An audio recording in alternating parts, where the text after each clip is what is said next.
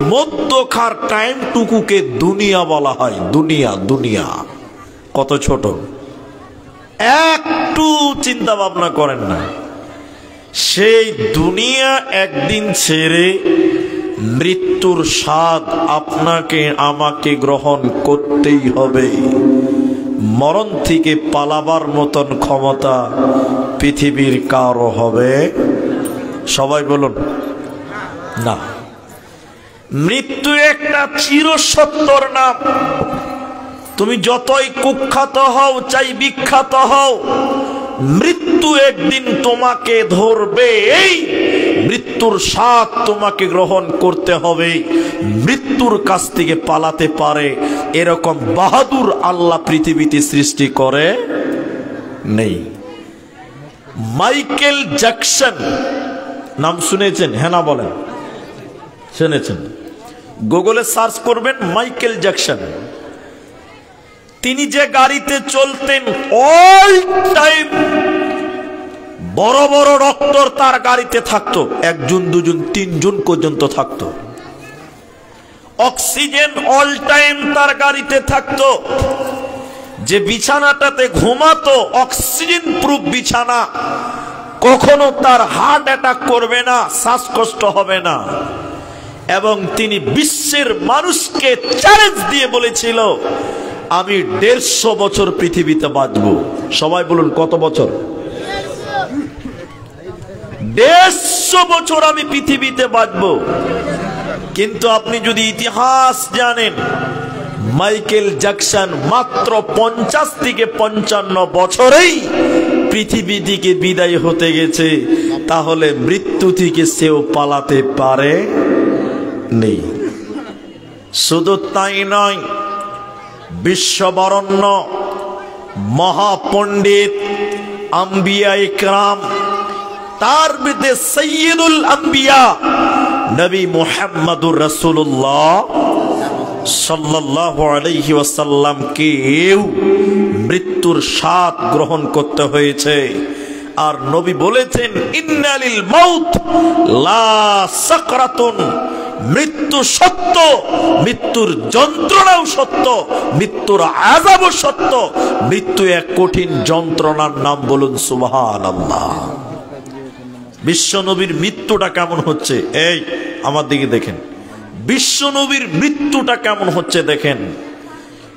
নবীজির বৃহস্পতিবারের দিন জ্বর আরম্ভ হলো, জ্বর জ্বর জ্বর।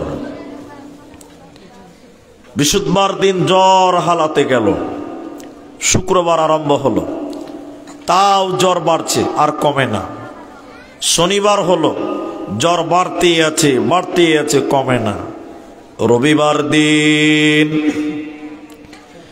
বিশ্বনবীর শরীরে এতটাই জ্বর, জ্বরের কারণে নবীজি থরথর করে কাঁপছেন। নবীজির শরীরে যেন কোনো বল নাই। জ্বরের কারণে নবীজি কখনো অজ্ঞান হয়ে যায়, কখনো জ্ঞান হারা হয়ে যায়। রবিবার যখন রাত্রি গভীর হচ্ছে, আল্লাহর নবীর শরীরে এতটাই জ্বর, এ জ্বরের কারণে নবীজি কখনো কখনো অজ্ঞান হয়ে যায়।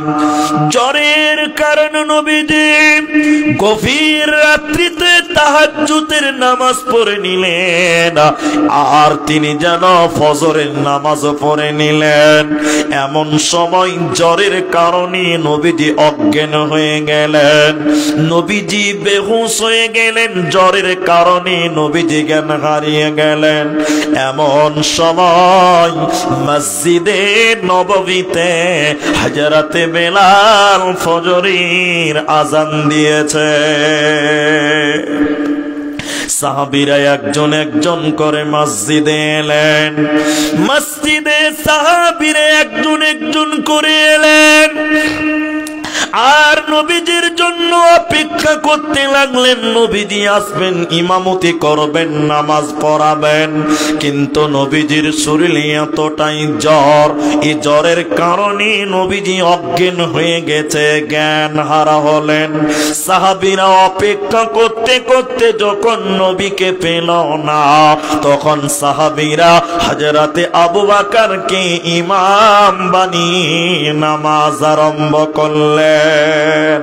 এমন সময় আল্লাহর নবীর জ্ঞান ফিরে পেলাম, এমন সময় বিশ্ব নবী জ্ঞান ফিরে পেলেন।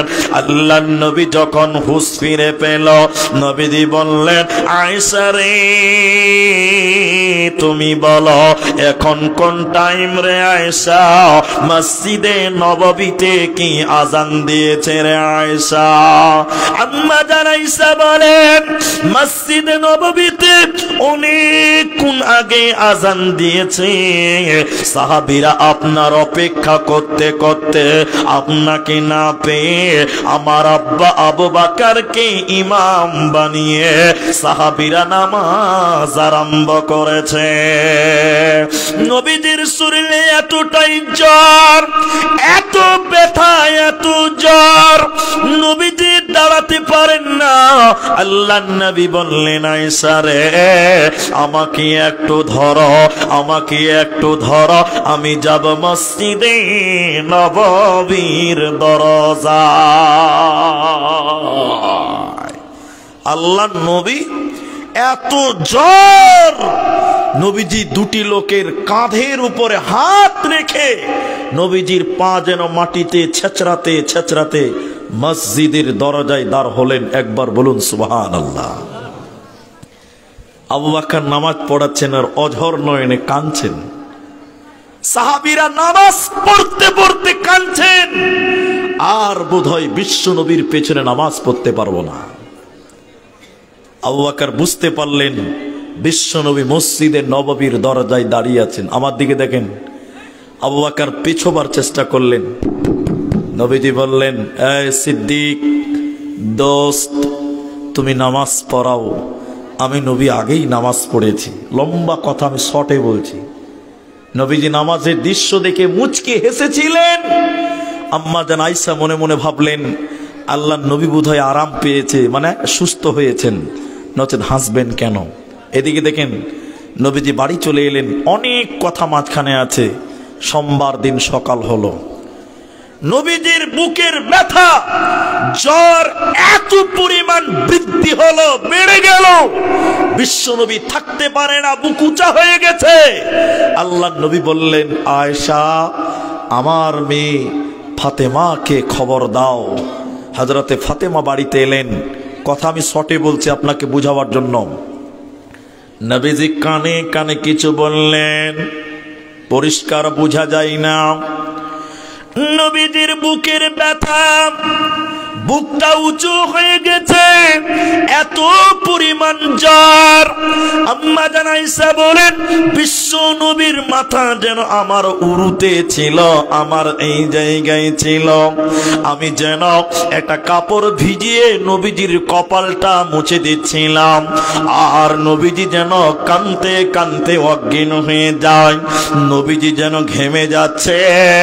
নবীজি কাঁদতে কাঁদতে বললেন, আয়েশা রে মুখে দুর্গন্ধ মনে হচ্ছে রে আয়েশা, তুমি মিসওয়াক চাবিয়ে দাও, দাঁতন চাবিয়ে দাও, আমার মুখে দুর্গন্ধ মনে হচ্ছে রে আয়েশা। আম্মা জান আয়েশা নিজের মুখে দাঁতন চাবালেন। ওই দাঁতনটা নবীজির মুখে ব্যবহার হলো। নবীজির মৌতের জ্বালা, মৃত্যুর ব্যথা, মৃত্যুর বেদনা, মৌতের জ্বালা নবীজি যেন অনুভব করতে লাগলেন। নবীজির এত শরীরে জ্বর, নবীজির বুকের ব্যথা, জ্বরের ব্যথা।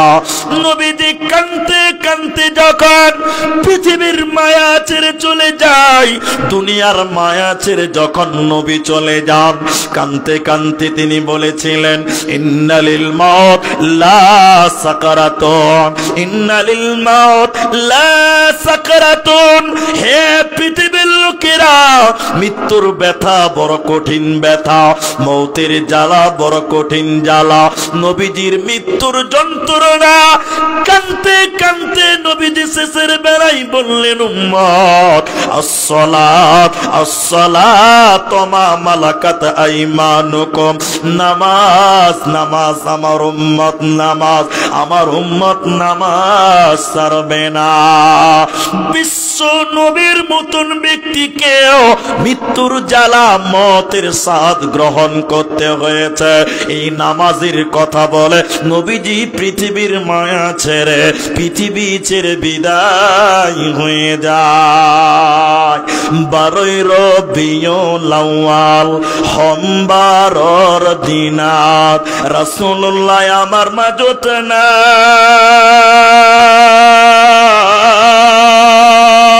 আল্লাহু তাআলা কি নীলাকারী আমার মাজরে পরায়, আল্লাহু তাআলা কি নীলাকারী আমার মাজরে পরায়। ফাতিমা বিবিয়ে কান্দিয়া বলিলে, পিতায় আছে আমার মজুত নাই,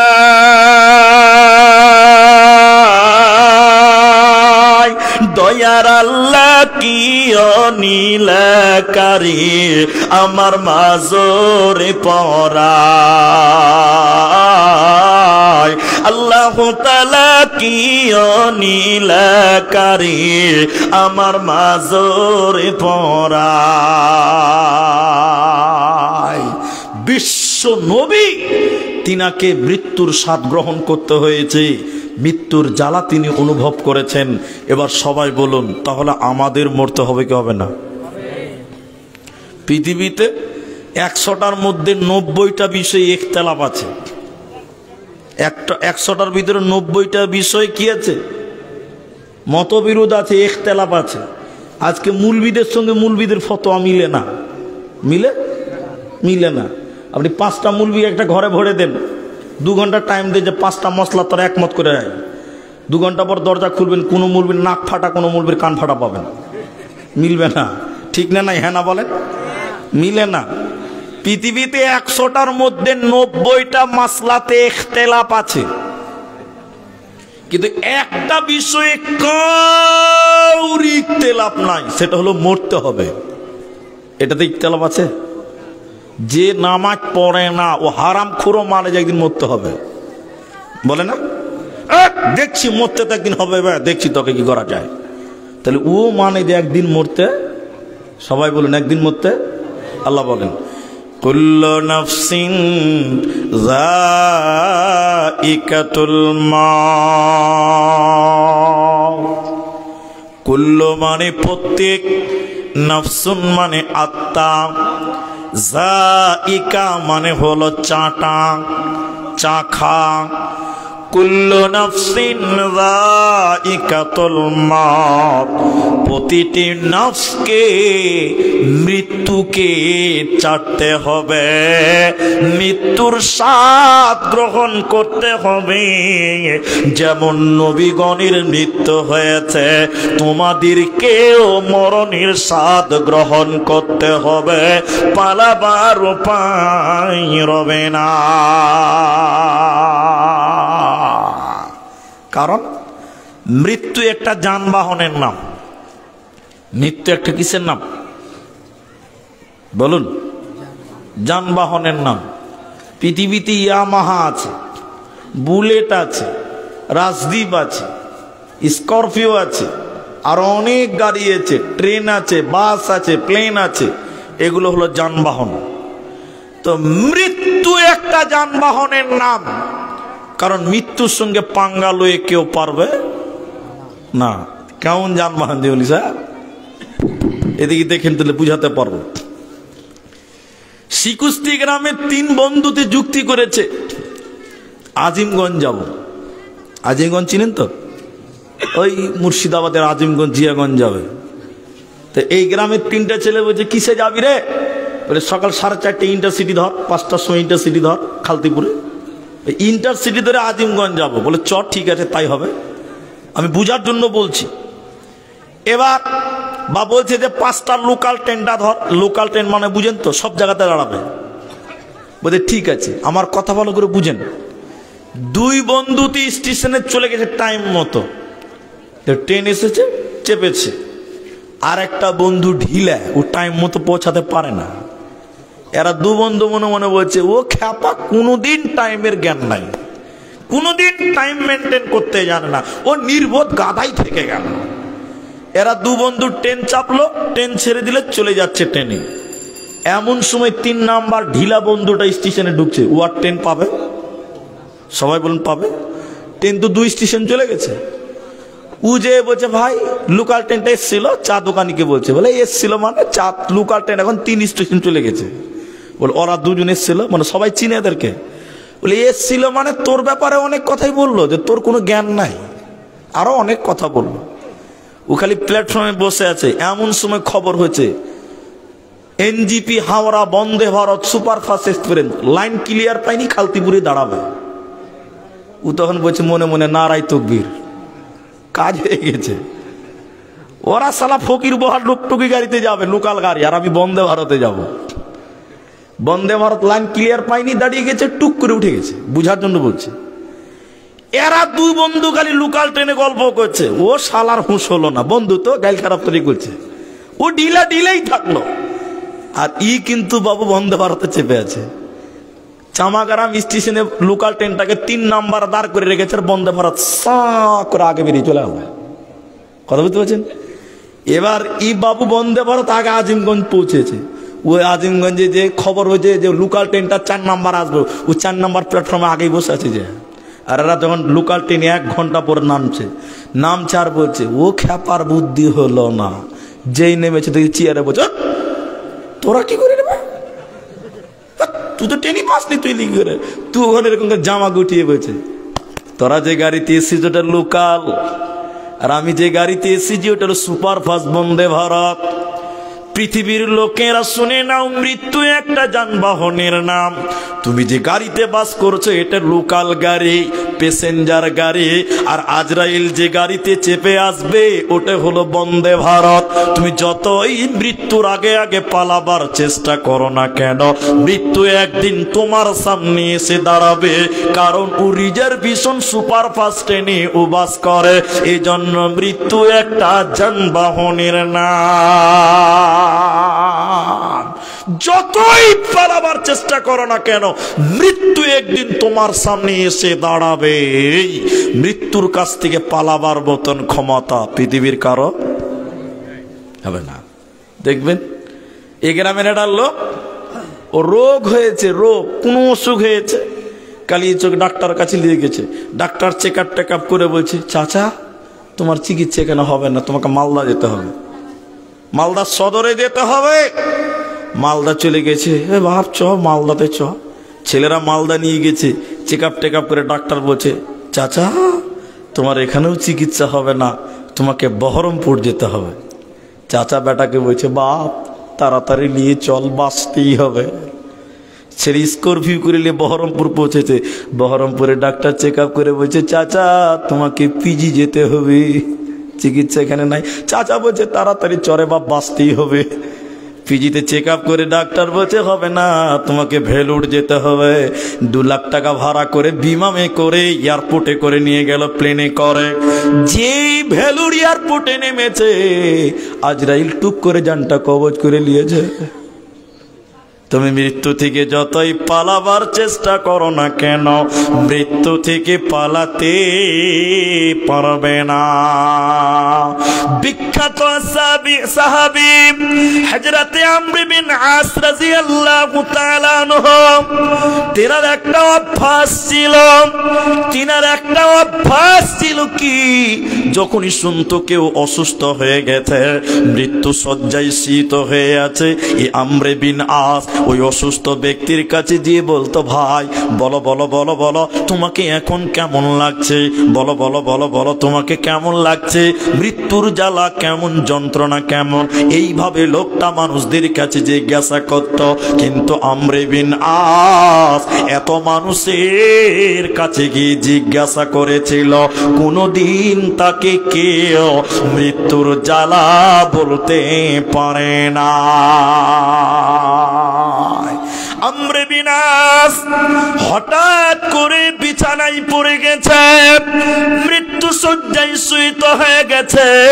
এখন লোকেরা তার কাছে এসেছে, হযরতে আব্দুল্লাহ ইবনে মাসউদ তার কাছে এসেছে, সাহাবীরা তার কাছে এসে বললে, আমর বিন আস তুমি কত মানুষকে বলেছো মৃত্যুর জ্বালার কথা, মৃত্যুর যন্ত্রণার কথা তুমি জানতে চেয়েছো, আজকে তুমি বলতে পারছো কি, আজকে তুমি জানতে পেরেছো কি মৃত্যুর জ্বালাটা কেমন, তুমি কি জানো? আমর বিন আস তখন বলেছিল, বন্ধুরা মৃত্যুর জ্বালা কেমন, মৌতের জ্বালা কেমন, মৃত্যুর ব্যথা কেমন, মৃত্যুর বেদনা কেমন।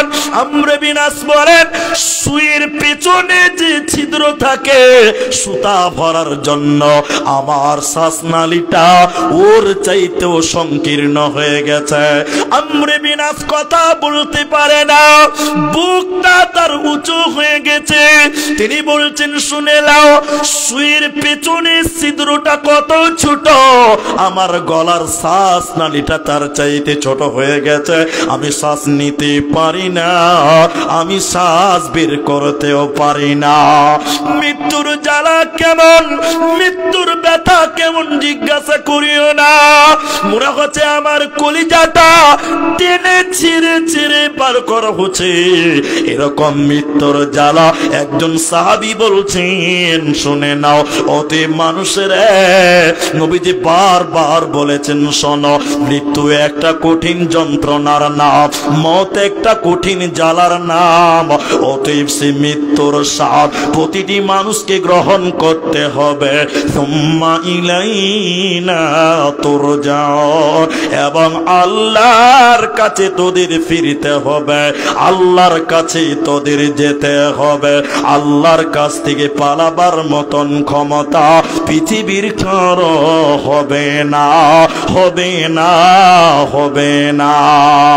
মরণ কি তোর স্মরণ হলো না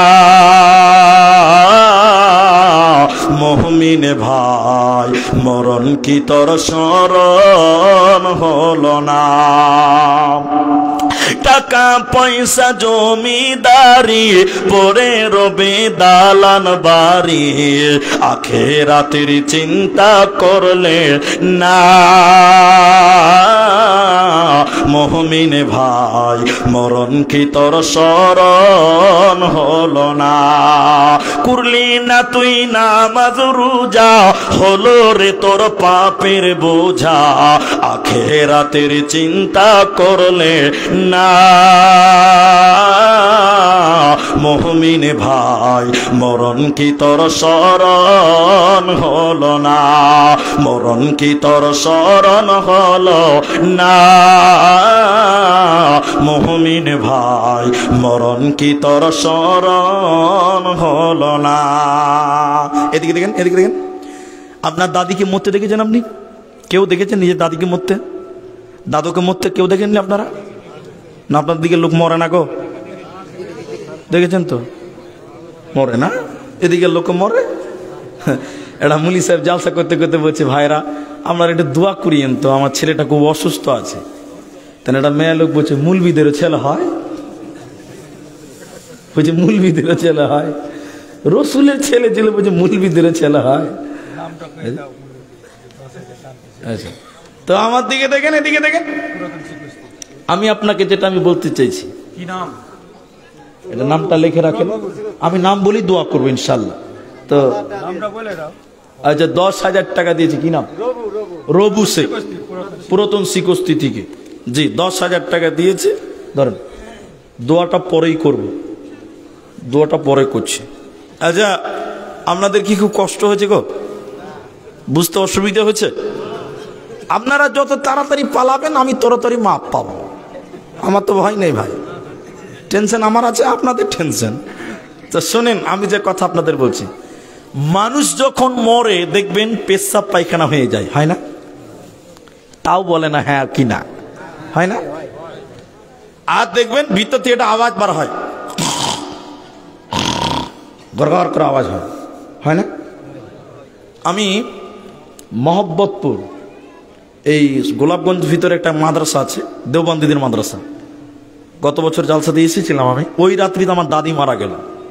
তার আগের দিন জালসা ছিল আমার মিরাপাড়া মাদ্রাসা দিনাজপুরে। তা আমার দাদিকে আমি দেখতে গেলাম, একদম কথাবার্তা বন্ধ হয়ে গেছে, নচ্চর করতে পারে না। আমি গেলাম, গাড়ি নিয়ে গেলাম, এখান থেকে জালসা ছিল, রানিং জালসা ছেড়ে ক্যান্সেল করে গেলাম। ডাকছি দাদি, আমার দাদুকে তো আমরা দেখিনি, তো দাদি বেঁচে ছিল, এই গত বছর মারা গেছে, চালা করতে পারে না, দেখতে পারে না, কিন্তু ভিতর থেকে একটা আওয়াজ বার হচ্ছে, বুকটা উঁচু হয়েছে, সব সময় একটা গড়গড় গড়গড় করে মৃত্যু ব্যক্তিদের আওয়াজ বের হয়, হয় না?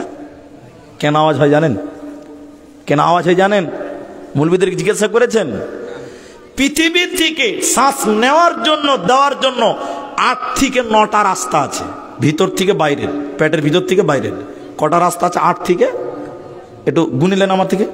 পায়খানার রাস্তা একটা হলো, পেশাবের রাস্তা কটা হলো? 2টা। মুখ একটা, নাক একটা, চোখ একটা, কান কটা হলো? মাত্র 6টা হলো। 6টাই হলো না? তাইলে পেশাবের রাস্তা, পায়খানার রাস্তা 2টা, নাক আর মুখ কটা হলো? চোখ একটা, কান একটা, 6টা। এই নাক একটা বলেছি। তো এই কটা রাস্তা দিয়ে শ্বাস নেওয়াও যায়, দেওয়াও যায়। মানুষ গারগার গারগার কেন করে? আমর বিন আস তার উত্তর দিয়েছে, মৃত্যু যখন মানুষের কাছাকাছি হয়ে যায় সব রাস্তা বন্ধ হয়ে যায়। পেশাব হয়ে গেল, পেশাবের রাস্তা বন্ধ, পায়খানা হয়ে গেল, পায়খানা রাস্তা বন্ধ, চোখে দেখতে পাই না, চোখ আফসা হয়ে গেছে, ঘোলা হয়ে গেছে, কানে শুনতে পাই না, কানের আওয়াজটা বন্ধ হয়ে গেছে। সব বন্ধ হয়ে যাওয়ার পর যেটা শ্বাসনালী, মুখ এবং নাকের মাঝখান দিয়ে কানেকশন, আমর বিন আস বলেন ওই এত ছোট হয়ে যায়, একটা সুই যদি ঢুকাবার চেষ্টা করেন ওটাও ঢুকাতেই পারবে না। এরই জন্য ভিতর থেকে তখন ঘর ঘর করে আওয়াজ বের হয়, কারণ শ্বাসটা ক্লিয়ার ভাবে নিতে পারে না, বের করতেও পারে না।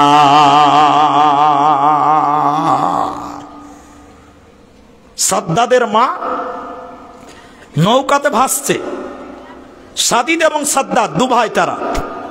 তো সাদ্দাদের মা নৌকাতে ভাসছে, হঠাৎ করে নৌকাটা ভেঙে গেছে। সাদ্দাদের মা তক্তাতে ভাসছে, তক্তাতে।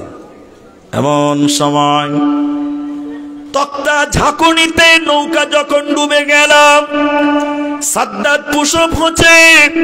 এমন সময় সাদ্দাদের মা তক্তাতে ভাসতে ভাসতে সাদ্দাদকে নিয়ে খালি বুকে জড়াচ্ছে শাল দুধ পান করার জন্য।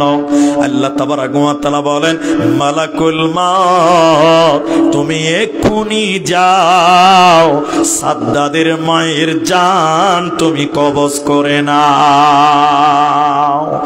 মালাকুল মাউত বললেন, আল্লাহ সাদ্দাদকে 1 ফোঁটা শাল দুধ, মায়ের 1 ফোঁটা দুধ পান করার জন্য সুযোগটা তুমি দাও, 1 ফোঁটা সুযোগ তুমি দাও, 1 ফোঁটা দুধ পান করার টাইমটুকু দাও। আল্লাহ তাবারাক ওয়া তাআলা বলেন, না ইদা জাআ আজালুহুম লা ইস্তাখিরুনা সাআতাও ওয়া লা ইস্তাকদিমুন। মালাকুল মাউত তুমি যাও, আমি আল্লাহ যার যতটুকু টাইম বরাদ্দ করেছি ওই টাইমে তার মৃত্যু হবে। 1 চুল পরিমাণ টাইমকে কেউ এদিক সেদিক করতে পারবে না, পারবে না, পারবে না। তোমার মৃত্যু যেখানে হওয়ার কথা ওই জায়গাতেও হবে, ওই সময় হবে, 1 চুল পরিমাণ এদিক সেদিক হবে না। কিছু কিছু মানুষ দেখেন পায়খানাতে বসেও মারা যায়, দেখেননি আপনারা? মনে হয় অনেকে মনে করবেন এটা খারাপ লক্ষণ, এটা ধারণা করাও ভুল। তবে একজন নবী গোলাম আহমদ কাদিয়ানী, মিথ্যা নবী দাবিদার। আপনারা ইতিহাস জানেন, হয়তোবা শুনে থাকবেন কোনোদিন। ও নিজেকে নবী দাবি করেছিল, ওই লোকটার মৃত্যু হয়েছিল পায়খানার ভিতরে। কোন জায়গাতে? পায়খানাতে। আর আমি একটা মাদ্রাসায় পড়েছি, ইনি আমার উস্তাদ। আমি আর একটা মাদ্রাসায় আমার বাল্যক একদম ছোটকাল পার করে এসেছিলাম। ওই মাদ্রাসার বাবুর্চির মৃত্যু হয়েছিল পায়খানাতে বসে বসে, দরজা ভেঙে লাশ বার করতে হয়েছিল। তাহলে কখনো বিমানে বসে থাকতে থাকতেও কারণ মওত হয়। কেউ আবার দেখবেন নামাজে পড়তে পড়তে সাজদাতে গিয়েছে আর মাথা তুলতে পারে না। অনেকে আবার পায়খানাতে বসে বসেও মওত হয়ে যায়, মারা যায়। তাহলে মৃত্যু কার কখন হবে আমরা কেউ জানে? কে বলছে জানে না? জানে, অনেক মানুষই জানে। বলি এটা কেমন করে জানে না? এটা লোককে বলছে চাচা নামাজ পড়বেন না, বলছে এখনো টাইম হয় নাই। তার মানে কতদিন বাদবে নিশ্চয়ই জানে। কি বলছেন? এরা হ্যাঁ না বলে না? বাবজি দাড়ি ছাড়বেন না, বলছে দাড়ি ছাড়ার বয়স হয়নি। তাহলে বয়সটা কতদিনে হবে? তার মানে কতদিন বাঁচবে? নিশ্চয়ই ফেরেশতার সঙ্গে আর ভালোই যোগাযোগ আছে। ঠিক বলছি না? হ্যাঁ না বলেন? এরা যে কোন ডিজাইনের মাল আল্লাহ জানে। তাহলে কার কখন মৃত্যু হবে আমরা কেউ জানি? এখন কয়েকটা প্রশ্ন করব, উত্তর দেন। আগে মত নাগা হায়াত? এখানে তৃণমূল বিজেপি আছে নাকি ভাই? আগে মত নাগা হায়াত? যার যেটা মনে হয় সেটা বলেন না যে আগে মত। ওইটা একটা মত। আর কে মত বলবে দেখি? মত, এটা মত। আচ্ছা এটা হলো। আগে ডিম না আগে মুরগি? মুরগি। কোনটা হবে? মুরগি। ডিম না হলে মুরগি হয়ে যাবে? কি হবে? আবার কাছে মুরগি। এখনই পার্টি চেঞ্জ হয়ে গেছে। এরা তো সাংঘাতিক লোক, মুহূর্তে পার্টি চেঞ্জ করে দিয়েছে এরা। আচ্ছা বলুন, আগে রাত না আগে দিন?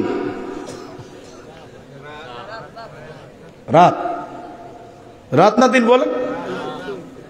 কেউ দিন বলছে, কেউ রাত বলছে। এটা তো একমত নয়, দুমত হয়েছে। সব কোরআনে আছে, সব ঠিক বলেছেন। আগে রাত। গোটা পৃথিবীতে কালো অন্ধকার ছিল। আপনি তো পড়াশোনা করেন না, পড়াশোনা করবেন তাহলে তো পাবেন। অন্ধকার থেকে ফেড়ে অন্ধকারকে আলো দিয়ে আলোকিত করেছেন, বলুন সুবহানাল্লাহ। আগে মত। আমরা সবাই মৃত্যু ছিলাম।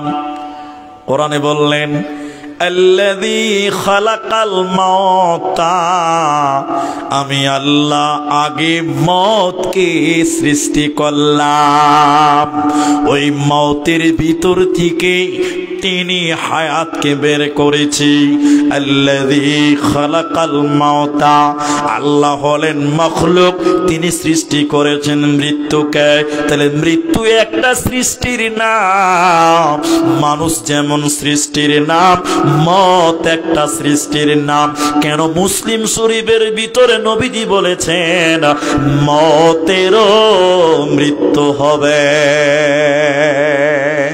মৃত্যু একটা সৃষ্টির নাম, মতের মৃত্যু হবে, বলুন সুবহানাল্লাহ। মুসলিম শরীফে আছে। কি আছে জানেন? আমার দিকে দেখেন, এটা বড় মাঠ, ওই পাঞ্জরে জান্নাত, এই পাঞ্জরে জাহান্নাম। আমার দিকে দেখেন বলেছি। মাঠটা কোন জায়গাতে আছে? মাঝখানে না সাইডে? মাঝখানে। দুদিকে জান্নাত আর জাহান্নাম আছে। আমার দিকে দেখেন। আল্লাহ একটা পশুকে এদিকে কানে ধরে টেনে টেনে টেনে টেনে ওই মাঠে নিয়ে আসবেন আল্লাহ। পশুটার গায়ে ছিটে ফোটা দাগ থাকবে। একটা চাকু নিবেন, ছুরি নিবেন, পশুটাকে আল্লাহ জবাই করবেন। জবাই করার পর এদিকে দেখে জান্নাতীরা, এই পশুটার নাম জান্নাতীরা বড় বড় করে দেখবে। আল্লাহ আপনি ভালো জানেন, আমরা জানি না। ঠিক আছে, ঠিক আছে, ঠিক আছে। জাহান্নামীরা, আমি যে পশুটাকে জবাই করলাম, পশুটার নাম আল্লাহ আপনি ভালো জানেন, আমরা জানি না। আপনারা কেউ জানেন? জানেন না, একজন জানে। এবার আল্লাহ বলেন, এদিকে দেখেন, ও জান্নাতীরা, আমি যে পশুটাকে জবাই করে দিলাম এই পশুটার নাম মওত। বলুন সুবহানাল্লাহ। তাহলে আল্লাহ বলছেন আল্লাযী খালাকাল মাউতা, আমি আল্লাহ সৃষ্টি করেছি মৃত্যুকে। তাহলে মওত একটা সৃষ্টির নাম, এই মওতের মৃত্যু হবে। আল্লাহ নবী বলছেন আল্লাহ মৃত্যুকে জবাই করে দিবেন, তাহলে মৃত্যুর মওত হবে। তা আমার আল্লাহ কি বলছিলেন? আমি বলছিলাম আগে মওত, তারপরে হায়াত।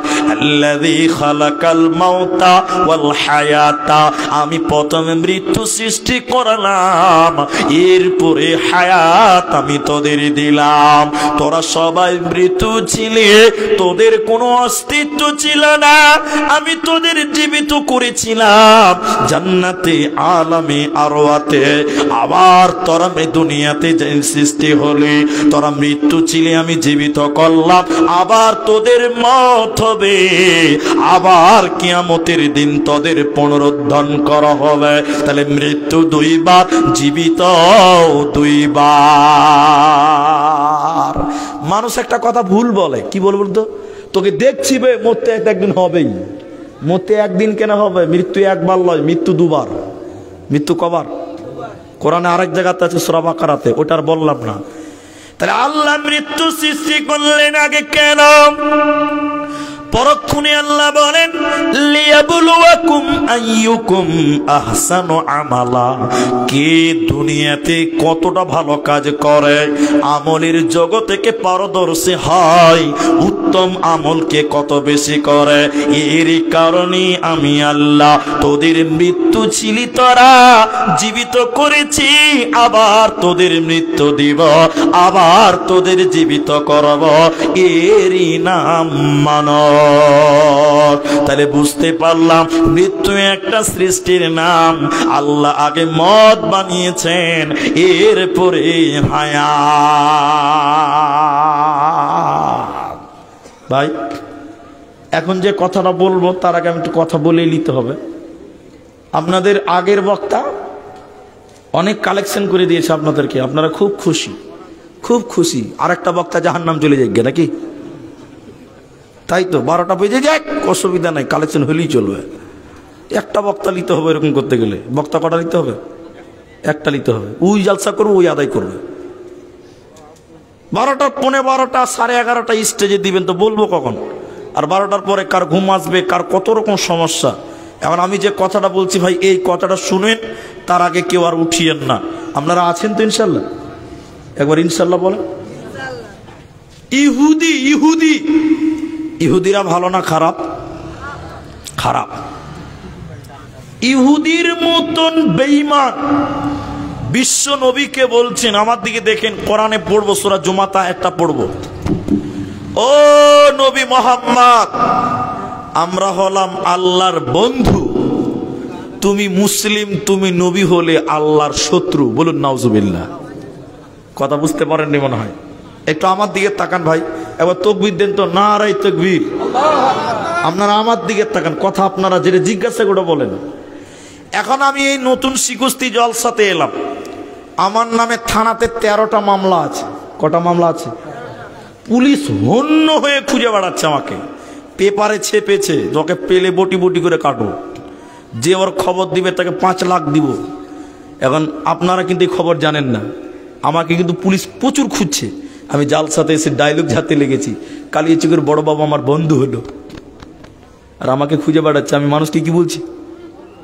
কালিয়াচকের থানার বড় বাবু, বৈষ্ণবনগর থানার বড় বাবু আমার দোস্ত, ও যদি জানে যাবে এই গ্রামে, সে এক্ষুনি আমাকে আদর করতে চলে আসবে। মৌলানা সাহেব জানে যে ঘটনাটা আসলে কি, ও তখন আমার কানে কানে বলছে বন্ধু হলো, ডেকে দিবে একবার।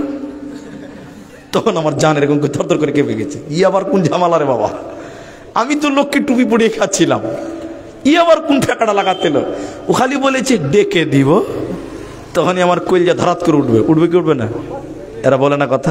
কোরআন ইহুদির মতন বেঈমান বিশ্ব নবীকে বললেন, কুলিয়া আইয়ুহাল্লাযীনা হাদু ইন জাআনতুম আন্নাকুম আউলিয়া।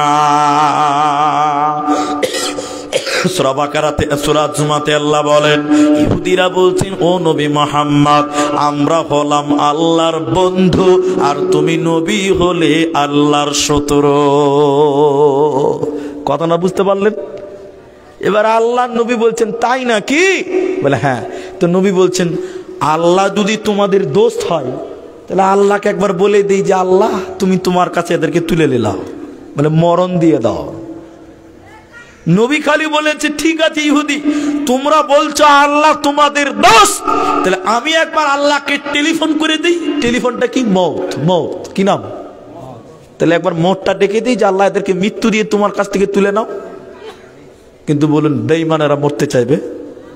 এরা বলে না, ওয়ালা ইয়াতামান্নাউনাহু আবাদা, ওরা কোনোদিন সেটা চাইবে না, ওরা কোনোদিন মৃত্যু চাইবে না। কারণ তারা যে পাপ করেছে এজন্য তারা মৃত্যুকে ভয় করে। আর মুসলমান মৃত্যুকে কোনোদিন ভয় করে না, করে না, করে না। এই জন্য ইমাম তিরমিজি দুটি কথা বলেছেন, বাড়িতে যদি যুবতী বেটি থাকে, সাবালিকা ভাতিজি থাকে, বোন থাকে, তাড়াতাড়ি বিয়ে দিয়ে দাও। এটা একটা আদেশ। দ্বিতীয় নম্বর, নবী বলেন, মাইয়াত মারা গেছে, তাড়াতাড়ি জানাজা দিয়ে দাও। কেন? লোকটা যদি ভালো হয় জান্নাতের তার আরাম আয়েশে কবর পেয়ে যাবে। অতএব তুমি তাড়াতাড়ি দাফন করে দাও, ওকে জান্নাতের সেন পাবে, জান্নাতের আরাম আয়েশ কবরে পাবে।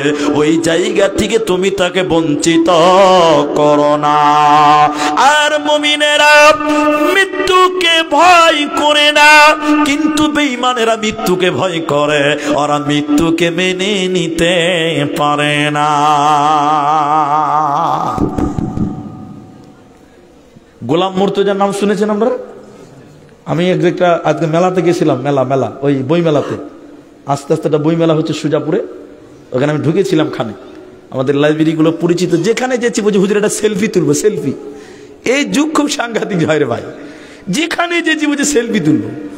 তো মুখ ঢেকে ঘুরলাম, চলে এলাম, তাও দু তিনজনকে সেলফি দিয়ে এলাম। আমি যেটা কথা বলছি, গোলাম মুর্তজার নাম শুনেছেন তো?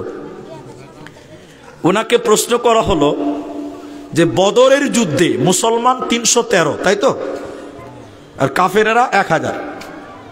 এই আমার কথা ঠিক আছে তো? 313 আর 1000 এর পরিমাপটা কেমন দাঁড়াবে? ভাতের সঙ্গে চাটনি। কথা কি বুঝতে পারলেন? একটু হ্যাঁ বলেন। 313 জন ভাত আর চাটনি হলো মুসলমানটি, কিন্তু বিজয় কাদের এসছে? একবার বলুন আলহামদুলিল্লাহ। প্রায় যুদ্ধে মুসলমানদের সংখ্যা কম, কিন্তু বিজয় মুসলমানদের এসছে, বলবেন না সুবহানাল্লাহ? তো গোলাম মুর্তজাকে প্রশ্ন করা হয়েছিল, আচ্ছা অল্প মুসলমান কি করে এরা বিজয় লাভ করতে পারে? আমার দিকে তাকান, খুব গুরুত্বপূর্ণ কথা বলছে এটা। তিনি একটা ব্ল্যাক বোর্ড নিয়েছিলেন, মাদ্রাসাতে লেখাপড়া করে না, ডাস্টার বোর্ড নিয়ে। তো গোলাম মুর্তজা তিনি লিখে বুঝিয়ে দিয়েছিলেন, বলেন একটা বোর্ডে লিখলাম 1, কথা বুঝেন, 1-এর তলে 1, 1-এর নিচে কত বলুন, সবাই বলুন, তার নিচে আরেকটা 1, এবার যোগ করেন কত হবে? এরা ভালো বুঝে দিকে কত হবে? 3, 111 হবে। এবার কত ট্যালেন্টেড ভাই, 1-এর তলে 1 কত হবে? 3 হবে। একদিন বলছে 2 হবে। 12টার পরে জালসা করেন, লেন 12টার পরে জালসা। কে বলছে 101, কে বলছে 3, কে বলছে 2। আল্লাহ, 1 যোগ করলে কত হবে? 3। কাফেরেরা যখন, তিনি বলছেন গোলাম মুর্তজা, কাফের বেঈমানেরা যখন যুদ্ধের প্রেট লাইনে দাঁড়াতো, একজনের পেছনে একজন দাঁড়াতো, একজনের পেছনে একজন দাঁড়াতো। আর বিশ্ব নবী যখন দাঁড় করতেন, একজনের পরে একজন নয়, একজনের পার্শ্বে একজনকে দাঁড়াতো। এখন আমার দিকে তাকান, এটা বোর্ডে লিখলাম 1, একের ডান দিকে লিখলাম 1, কত হবে? এবার বলুন। তার ডান দিকে লিখলাম 1, কত হবে? 100। আরেকটা 1 দিলাম, 1111। মুসলমান 4 জন, 1100। এরা কথা বলে না।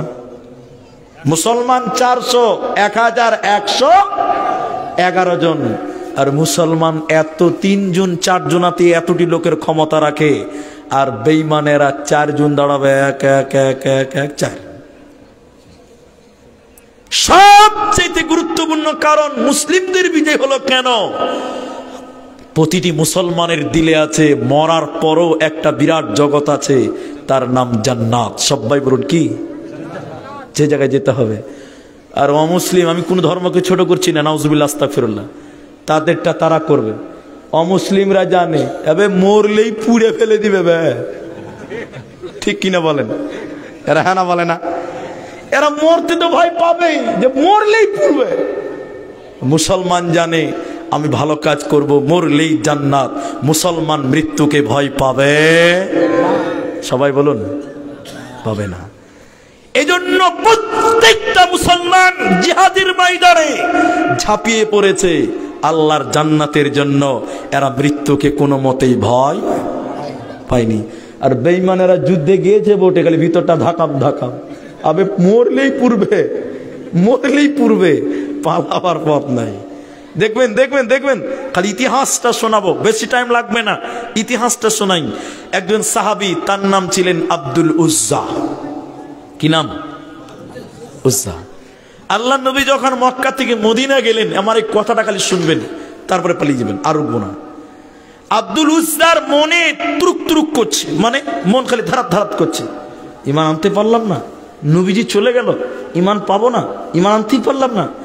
কিন্তু আব্দুল উজ্জার বাবা বেঁচে ছিল না, চাচার কাছে মানুষ ছিলেন। চাচা ছিল বড় লোক, বাদশা, আমির, পয়সাওয়ালা। আমার দিকে দেখেন মা বোন ভাইরা, আব্দুল উজ্জা একদিন সকাল সকাল চাচার কাছে যে দাঁড় হয়ে বললেন, চাচা অনেক ধৈর্য ধরলাম, ভাবলাম আপনিও সত্য বুঝবেন, ঈমান আনবেন, মুহাম্মাদুর রাসূলুল্লাহকে নবী মানবেন, কিন্তু আপনি মানলেন না। চাচা আমি নিয়ত করেছি, সিদ্ধান্ত নিয়েছি, আমি মদিনা যাব, বিশ্ব নবীর কাছে ঈমান আনব, কালিমা পড়ব। আব্দুল উজ্জার চাচা এরকম জামা গুটিয়ে বলছে, তাই নাকি বাবা? ভাতিজাকে বলছেন, হ্যাঁ ভাতিজা তুমি যদি সিদ্ধান্ত নিয়ে থাকো ঈমান আনবে, চলে যাবে, যাবে ঠিক, আমার সঙ্গে রিশতা চিরতরে খতম করে যেতে হবে। আব্দুল উজ্জা বলছে, এক্ষুনি আপনার সম্পর্ক ছেড়ে দিলাম। আব্দুল উজ্জার চাচা বলছে, না, আমি তোকে যা কিছু দিয়েছি ভাতিজা, সব কিছু আমাকে দিয়ে তোকে যেতে হবে। গলার মালা তখন তো ইমানদার লয়, খুলে দিলেন। হাতে ঘড়ি বলেন, লোহার চাঁদি চাবুক বলেন, সেগুলো দিত, তারা তো বেঈমান। আপনার সেগুলো খুলে দিল, আংটি খুলে দিল সোনার। এবার চাচা বলছেন, আব্দুল উজ্জা রে, এগুলো খুললেই চলবে না, তোর শরীরে যে জামা আছে এটাও খুলে দে। এবার আব্দুল উজ্জা নিজের শরীরের জামা খুলে দিল। চাচা বলছে, ভাতিজা তোমার শরীরে যে পায়জামা আছে, লুঙ্গি আছে, ওটা আমার টাকা দিয়ে কিনা আছে, বেটারে আমার দেওয়া লুঙ্গিটাও খুলতে হবে। আব্দুল উজ্জা কাঁদতে কাঁদতে মনে মনে ভাবলেন, আল্লাহ পবিত্র, তাই তিনি আমাকে পবিত্র করতে লাগলেন। মা আমার, বোন আমার, কান করে শোনেন। এবার আব্দুল উজ্জা লজ্জিত হলেন, যুবক হয়ে গেছে, এডাল হয়ে গেছে, যুবক চ্যাংরা নওজোয়ান হয়ে গেছে। চাচা বলছে, লুঙ্গিটাও খুলে দিতে হবে তুমি যদি ঈমান আনো। ভাতিজা আব্দুল উজ্জা কাঁদতে কাঁদতে শরীর থেকে লুঙ্গি শরীরটাও খুলে দিল, উলঙ্গ হয়ে গেল, ল্যাংটা হয়ে গেল, কাঁদতে কাঁদতে হাত দিয়ে লজ্জাস্থান ঢেকে আছে। মায়ের কাছে গিয়ে বলছে, মা আপনি দোয়া করুন, আমি চললাম নবী মুহাম্মদুর রাসূলুল্লাহ সাল্লাল্লাহু আলাইহি ওয়াসাল্লামের কাছে চললাম। আব্দুল উজ্জার মা একটা কম্বলকে টেনে দুই টুকরা করে আব্দুল উজ্জাকে দিয়ে বলেছিল, বেটা এক টুকরা তুমি পাছাতে গামছা পড়ে নাও, আর এক টুকরা শরীরে তাওয়াল চাপিয়ে দাও, কেমনি তুমি ল্যাংটা হয়ে যাবে। আব্দুল উজ্জা কানতে কানতে দু টুকরা কম্বল গায়ে দিয়ে মদিনা নববীতে, মসজিদে নববীতে চলে এলেন।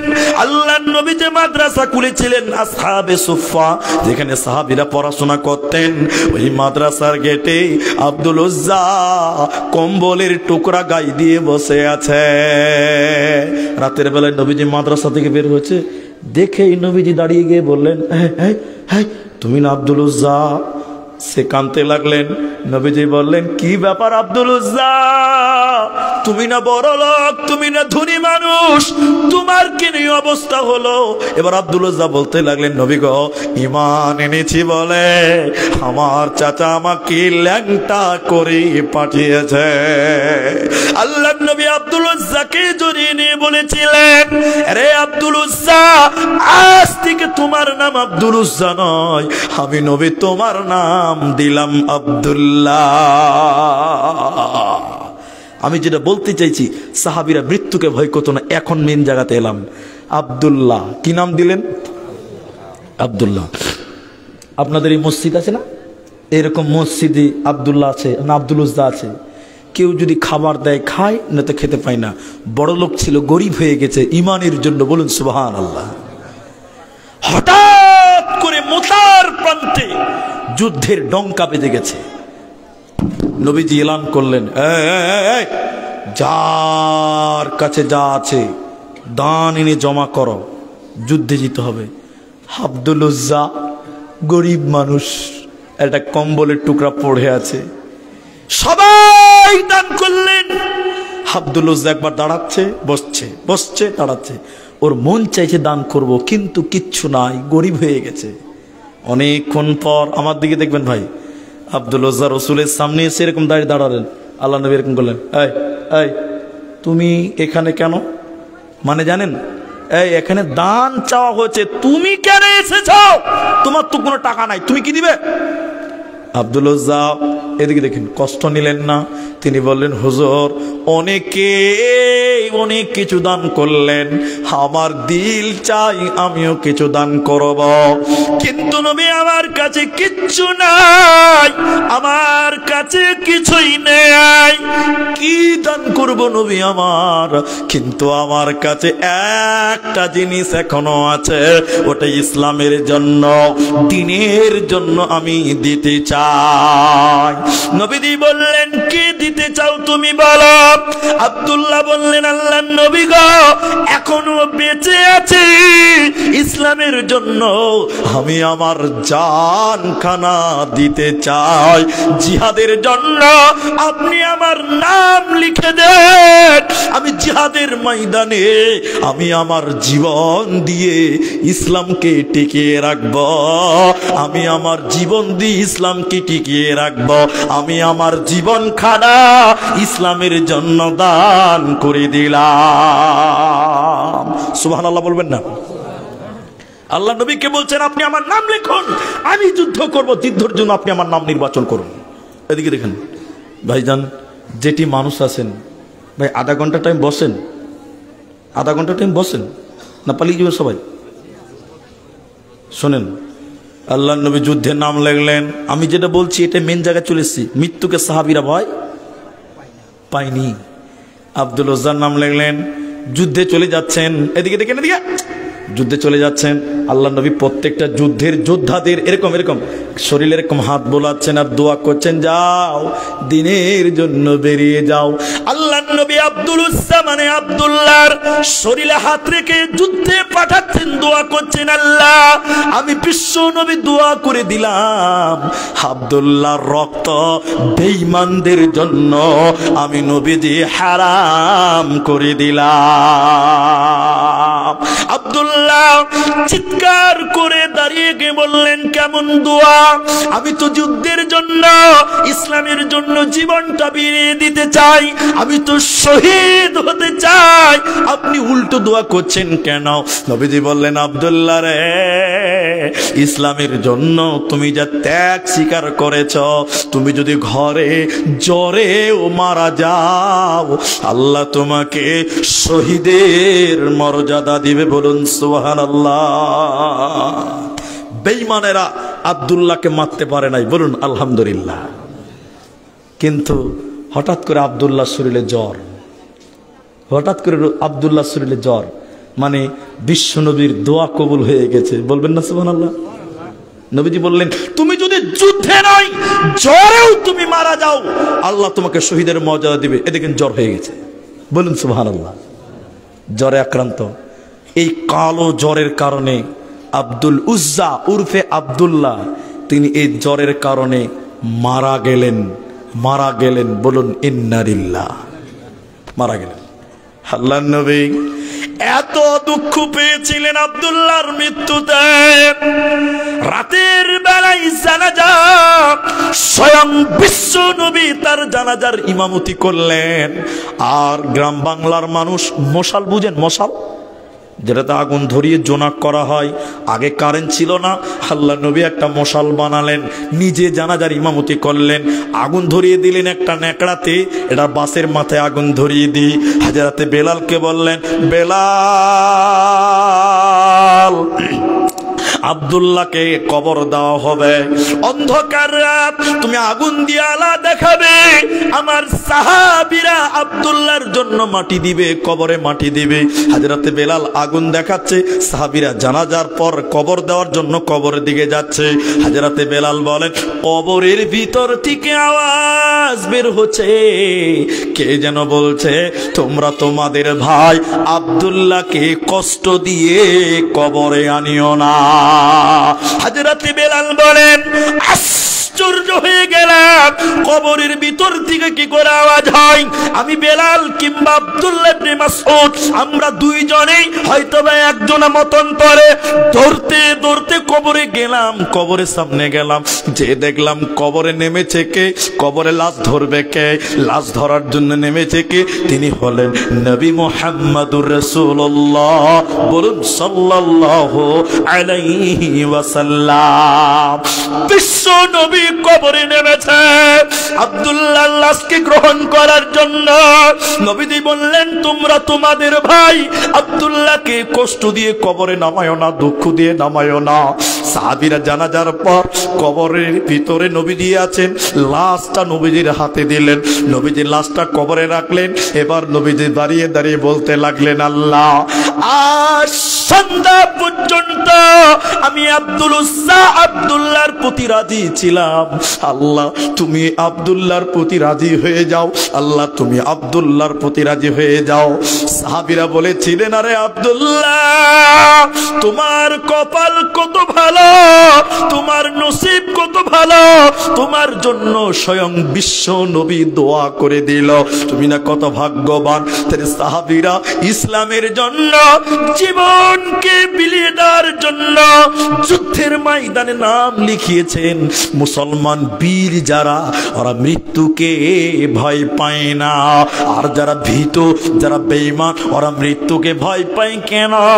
তারা জানে যে তারা কি পাপ করেছে, মরলে আল্লাহ তাদের শাস্তি দিবে, এই জন্য বেঈমানেরা মৃত্যুকে ভয় পায়, আর মুমিনেরা মৃত্যুকে ভয় পাবে না, করে না, করবে না। তোমরা ভুলে গেছো বীর শহীদের নাম, তারা জান্নাতের ফুল বাগেতে তারা জান্নাতের খুশবাগেতে অতিথি ভ্রাম্যমান, রাহে লিল্লাহ করছে তারা জীবন কোরবান, রাহে লিল্লাহ করছে তারা জীবন কোরবান। তোমরা ভুলে গেছো বীর শহীদের নাম। পানি এগুলো কি খাওয়ার পানি? গ্লাস কই ভাই? আপনারা উঠিয়েন না, 1.5 ঘন্টা মতো অল্প টাইম বাকি আছে। তো আপনারা একটা একটা করে যদি উঠেন তো লাস্টে মাঠ খালি হয়ে যাবে। জি ভাই, এক জালসা দে মারা বাবজি, বক্তা ওয়াজ করতে উঠেছে, আমার দিকে দেখেন, এদিকে দেখেন। আগেকার বক্তারা কানে ধরে ওয়াজ করতো, দেখেছেন ওগুলো? এটা দেখেনি মনে হয় না? কানে হাত ধরে ওয়াজ করতো, দেখেননি আপনারা? এক বক্তা স্টেজে উঠেছে বুঝলেন, তো কানে ধরে একদম মেরে দিয়েছে সুর, এত লম্বা টান। আধা ঘন্টা পর চোখ খুলে দেখছে সবাই পালিয়ে গেছে, একজনা বসে আছে। যে বক্তা খুশি হবে না দুঃখ পাবে?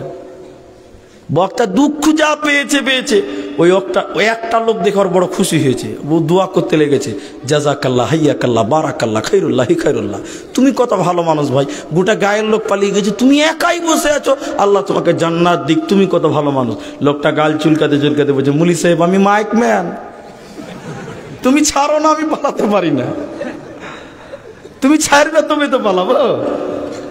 তো ওই রকম ভাই আমি চাই না। আপনারা মসজিদে জালসা দিয়েছেন, আপনারা উঠবেন না, বলুন ইনশাআল্লাহ। আমি একটা হাদিস পড়েছি, হাদিসটা আপনাদের সামনে বলবো। কই পানি আসবে না? ও গেলা শুনতে গেছে। শোনেন, যেটি মানুষ আছেন, আপনারা আমাকে আধা ঘন্টা টাইম দিয়েছেন, আধা ঘন্টা তো শেষ হয়নি, হয়েছে খুব বেশি হলে 5 মিনিট হয়েছে, তাহলে এখন আমি 25 মিনিট পাই। আপনারা বসবেন না, পালিয়ে যাবেন গো। একবার সবাই বলুন ইনশাআল্লাহ, একবার বলুন নারায়ে তাকবীর। ওখানেই বসেন ভাই, ওখানে বসো, মাশাআল্লাহ, ওখানেই বসেছে। ওই এমন করে বসেছে তাড়াতাড়ি উঠবে তার লিগে। ও বসবে না থেকে ফুলবেন যত টাইট। জি ভাই, পায়খানা ফিরে কি করে? হ্যাঁ, তা আমার দিকে দেখেন, শুধু যার পেশাব করার দরকার আছে সে উঠবে। ওই যে একটা উঠেছে মনে হয় খুব পেশাবে চাপ পেয়েছে, বাকি কেউ উঠবেন না। বলুন উঠবেন তো না? পেশাবকে ভাই আটকানো যাবে না, ওটা জরুরত। সুগারের রুগী হলে তো আরো সর্বনাশ।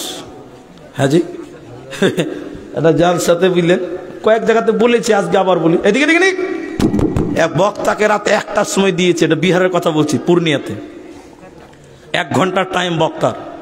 বক্তা যখন স্টেজে উঠেছে, এরকম একটা যুবক ছেলে, এরকম মতো হবে 17-18 বছর বয়স, ছেলেটা উঠছে। বক্তা এমনিতে রাগ, তার মধ্যে ভেবে ওর সামনে দিকে লোক উঠছে, বক্তারা উঠবে কিনা? এই লড়কা बैठो, कहाँ जा रही है, बैठो ना। तो ছেলেটা বলছে, মুলি সাহেব, এটা মানে বুঝেন মাইনাস করতে যাবে, পেশাব করতে যাবে, পেশাব। तो বক্তা বলছে, अरे नौजवान लड़का है, अरे बैठो ना, अरे 1 घंटा के लिए बैठो ना। अरे যুবক ছেলে, তুমি 1 ঘন্টা টাইম পেশাবকে ব্রেক দাও। আচ্ছা আপনারা বলুন, পেশাবকে ব্রেক দেওয়া যাবে? সব গাড়িকে ব্রেক থামা যাবে, পেশাবকে দেওয়া যাবে? বক্তা যখন জোরে বসতে বলেছে, কোন রকম করে চেপে চেপে বসে গেছে ভাই। বক্তা 1 ঘন্টা ওয়াজ করার পর ওকে বলছে, এই লড়কা চলিয়ে চলিয়ে মাইনাস করনে কে লিয়ে চলো। ও ঠাট বাংলাতে বলছে, মুলি সাহেব আর উঠা লাভ আছে? যে কেন? বলে যা করার এখানেই করে দিয়েছি। তো পেশাবকে ভাই আটকানো যাবে না, সব কিছুকে আটকানো যাবে। আগে জিজ্ঞাসা করে, এটা কলের পানি না কিনা পানি?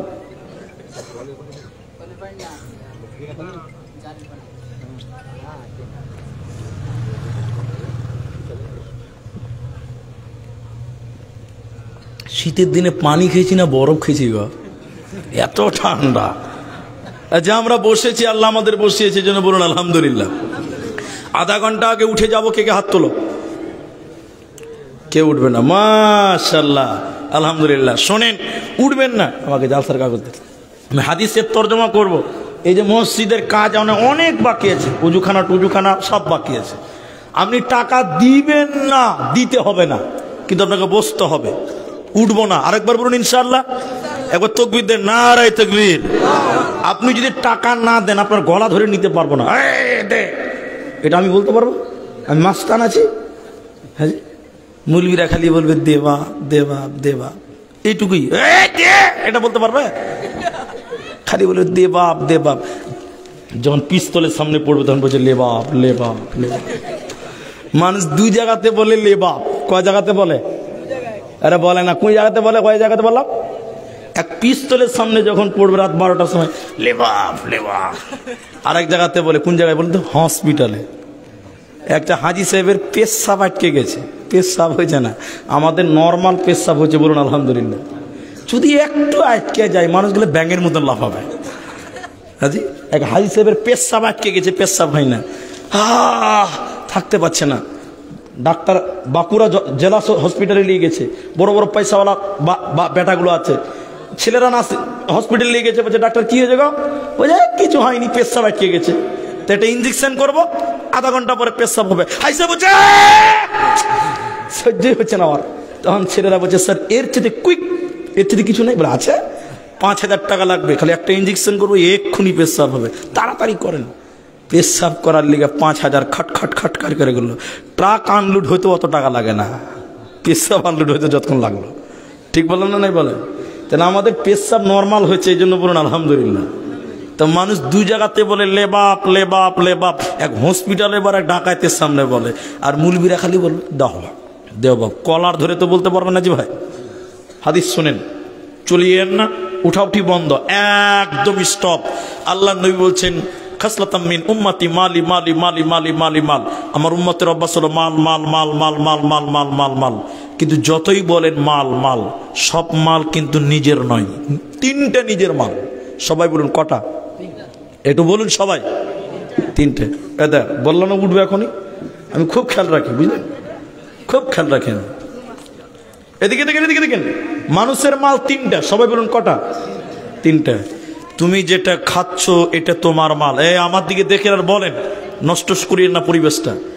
আপনি একটা আপেল খেয়ে নিয়েছেন, 300 টাকা হাজিরা করেন, 10 টাকা খেয়ে নিলেন, কত থাকবে? 200। এই যে 10 টাকা খেয়ে নিলেন, এই 10 টাকা ছেলে মেয়ে বহু বেটি নাতি পোতা এরা কেউ পাবে? পাবে? যেটা খেয়েছেন ওটা পায়খানা হবে, কি হবে? আর বাপের পায়খানা ছেলে মেয়েরা কেউ ভাগ করবে? এই বাপের পায়খানা 3 ভাগ করবে? কে করবে? কে ভাগ করবে গো? তাহলে যেটা খেয়েছে ওটা পায়খানা হবে, ওটা কেউ ভাগ করবে? ওটা তোমার। ওটা বিশ্ব নবী বলছেন ওটা তোমার, পৃথিবীর কেউ পাবে না। 2, এদিকে দিকে দিকে, তুমি একটা পাঞ্জাবি কিনেছো, জুব্বা, এদিকে দেখেন, সৌদি থেকে জুব্বা নিয়েছি, 1000 টাকা দাম। এই 1000 টাকা আমার ছেলে মেয়ে বহু বেটি নাতি পোতা কেউ পাবে? এরা বলে না কথা, পাবে? এটা ছিঁড়ে যাবে, পচে যাবে, একদম শেষ। একটা কিপটার গল্প শোনায় 1 মিনিট লাগবে, বিরক্ত হবেন না তো? এটা কিপটা, কিপটা মানে ওর মতন কিপটা দুনিয়াতে নেই। একটা পাঞ্জাবি কিনেছিল 500 টাকা দাম। সবাই বলুন কত? 5 বছর কিনেছিল। ক বছর? 5 বছর। এদিকে নিচে জায়গা জায়গায় ফোটা হয়ে গেছে, কিপটা তো 5 বছর পর ছিঁড়ে গেছে জায়গা জায়গা। তখন বলছে 500 টাকার মাল ফেলে দিব। কিপটা তখন কেটে কুইটা মাঝখানে সিলাই করে জামার বুতম লাগিয়ে দিয়েছে, ফুল হাতা জামা করে নিয়েছে। কি বানিয়েছে? 3 বছর ব্যবহার করলো, তাহলে কতদিন হলো? 5 3 কত হয়েছে? কিনেছে ক টাকা দেয়? 500। এই জামাটাও জায়গা জায়গা জায়গায় জায়গা ছিঁড়ে গেছে। এই কিপটা এমনই কিপটা, কি করবে? ওই জামাকে কেটে কেটে কেটে কেটে গেঞ্জি বানিয়েছে। 2 বছর ব্যবহার করেছে, তাহলে কতদিন হলো ভাই? কিনেছে ক টাকা দেয় মনে করেন? 500। গেঞ্জিও জায়গা জায়গা জানলার মতন ফুটকি ফুটকি হাওয়া ঢুকছে, মানে এয়ার কন্ডিশন মার্কা গেঞ্জি হয়ে গেছে।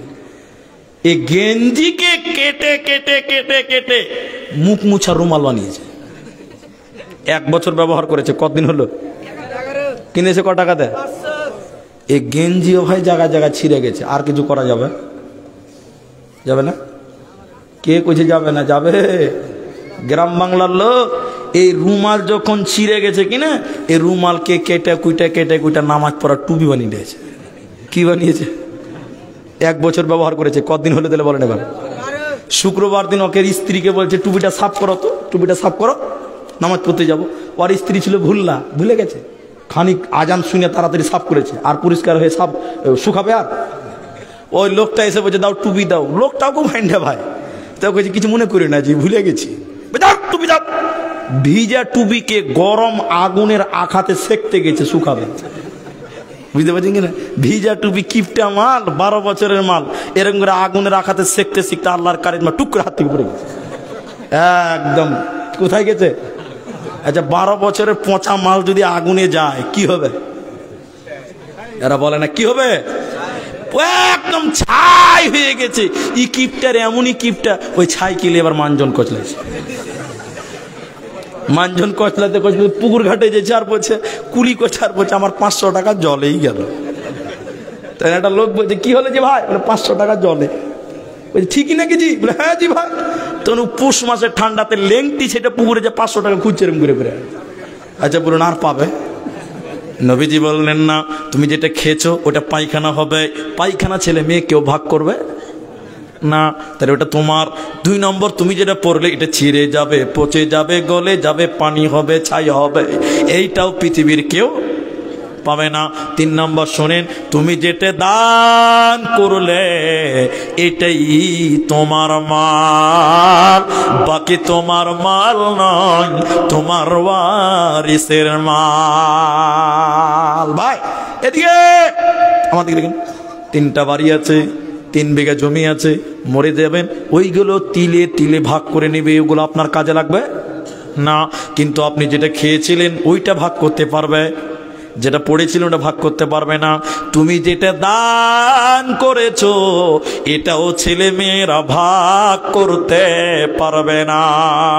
আপনার ছেলেরা বলবে আল্লাহ আমার বাপ জালসাতে 10 টাকা দিয়েছিল, নেকিগুলো ভাগ করে দাও, বলবে? করবে না। তাহলে তুমি যেটা দান করলে এটাই তোমার, বাকি কিছুই নয়। এদিকে দেখেন শেষ কথা এটাই হলো। তাহলে আপনি যা কামাই করেছেন ভাইজান, এই কামাইয়ের ভিতরে যেটা দান করলেন এটা আপনার। এই দানের নেকি ছেলে মেয়েরা কেউ ভাগ করতে পারবে না। বাড়ি বানিয়েছেন, মরে গেলে ভাগ হয়ে যাবে। জমি কিনেছেন, ভাগ হয়ে যাবে। ব্যবসা করেন, ব্যবসা ভাগ হয়ে। কিন্তু 10 টাকা দান করলেন, এই 10 টাকার নেকি কেউ নিতে পারবে না, ওটা আপনারই থাকবে। বলুন সুবহানাল্লাহ। তাই আজকের এই জালসাতে আমি আধা ঘন্টা টাইম চেয়েছিলাম, 15 মিনিট মাইনাস হয়ে গেছে, রয়েছে মাত্র 15 মিনিট। এইখানে যেটি মানুষ আছেন আপনারা উঠবেন না। একজন মানুষ শুধু বলেন যে মুলি সাহেব আমার ছেলে মেয়ের জন্য বাড়ি করেছি, গাড়ি করেছি, জমি করেছি, জায়গা করেছি, নিজের জন্য কিচ্ছু করতে পারিনি। নিজের জন্য আজকের এই মসজিদটার জন্য আপনার জন্য জমা করবেন, কিয়ামতের দিন আল্লাহ আপনাকে বদলা দিবে। একজন মানুষ শুধু বলবেন, এই সবার কাছে চাই না, একজন মানুষ প্রথম নাম্বার লাভবাহিক বলতে পারবেন শিকুস্তি গ্রাম, নতুন শিকুস্তি গ্রাম, এই মসজিদটার জন্য আমি আমার আমল নামায় জমা করলাম 5,000 টাকা দিবেন। এইরকম একজন মানুষ আপনাদের কাছ থেকে চাই। একজন মানুষ 5,000 টাকার দাবি করলাম।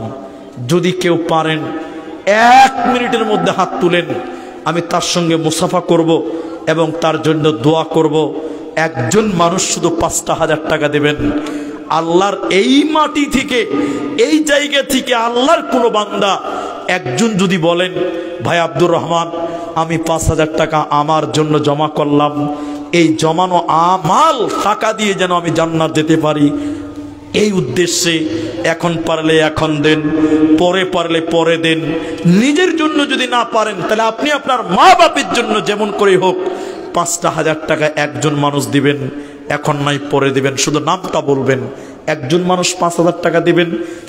এই গ্রামের আশপাশ থেকে যারা এসছেন একটা লোক নগদ বাকি মিলে দিবেন, 5,000 টাকা দিবেন। একটা লোকও কেউ নাই ভাই, একজন।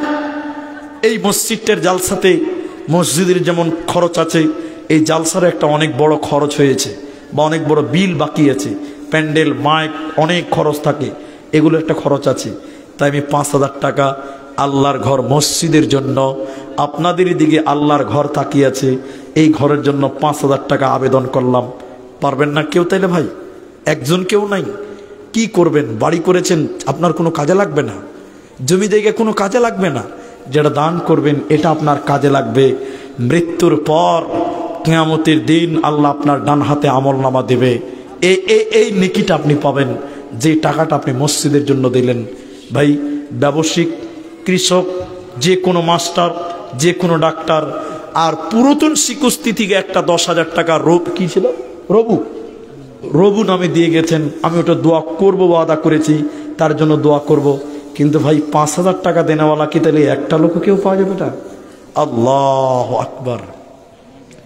বড় হতাশ যে এই গ্রাম চাষি গ্রাম, এসব এলাকাতে চাষবাস হয়, মানুষের আল্লাহ দিলে জমি জায়গাতে ফসলও ভালো হয়, অনেক আয় উন্নতি হয়। আপনাদের কাছ থেকে 5,000 টাকা মসজিদের দান মনে করেছিলাম যে এটা আল্লাহর ঘর, আপনি আল্লাহকে দিলে আল্লাহ কোনোদিন বান্দাকে ঠকাবে না। আল্লাহ নবী বললেন, মান বানা লিল্লাহি মসজিদান বানাল্লাহু লাহু বাইতান ফিল জান্নাহ, যে মসজিদ বানাই আল্লাহ তার জন্য জান্নাতে ঘর বানাই। একটা লোকের কাছে আবেদন করলাম, যাক বোধহয় আমার আবেদন রাখার মতন মানুষ এখানে কেউ নাই। যদি না পারেন তাহলে 1,000 টাকা দিবেন। 1,000 টাকা আল্লাহর কাছে যেতে হবে কিয়ামতের দিন এই 1,000 টাকার বদলা নেওয়ার জন্য। 1,000 টাকা দেনেওয়ালা একটা মানুষ এই ময়দান থেকে হাত তুলবেন যে আমার আবদারটা শুধু রাখেন যে ভাই আব্দুর রহমান, আমি 1,000 টাকা দিলাম, আপনি একটু দোয়া করেন, আমি আপনার জন্য দোয়া করে মুসাফা করেন। উঠতে পারবেন না? 1,000 টাকা দিবেন, আপনি খালি একটু মুসাফা করেন, বাস আমার মনটা বড় হবে যে আপনি আমাকে ভালোবেসেছেন, আপনি আমাকে ভালোবেসে এসেছেন। আলহামদুলিল্লাহ। একদম দেখেন কি নাম আপনার, বলেন? নুরুল ইসলাম। আলহামদুলিল্লাহ, মোহাম্মদ নুরুল ইসলাম। 1,000 টাকা লিখতে হবে না, নগদই তো দিচ্ছে, তো আবার লেখা কি আছে? আরেকটা কে ছিল ভাই, হাত তুলেছিলেন, একটু আসেন। 1,000 টাকা করে 5টা লোক আপনাদের আমাকে দেন, আমাকে দেন। মাশাআল্লাহ। কি নাম ভাইজান? পিন্টু। পিন্টু শেখ 1,000 টাকা। যাবেন না, আমি দোয়া করব, দোয়া নিয়ে যাবেন, খালি হাতে বাড়ি যেতে নেই। 2 জন হলো। স্টেজে কে ছিল 1,000 টাকা? আপনি মুস্তাফা করেন, আপনি এর আগে দান করেছেন? আচ্ছা ঠিক আছে, জাযাকাল্লাহ। 3 জন হয়েছে। কি নাম আপনার? হানিফ শেখ 3 নাম্বার। 4 নাম্বার এটা কি নাম? শেখ আব্দুল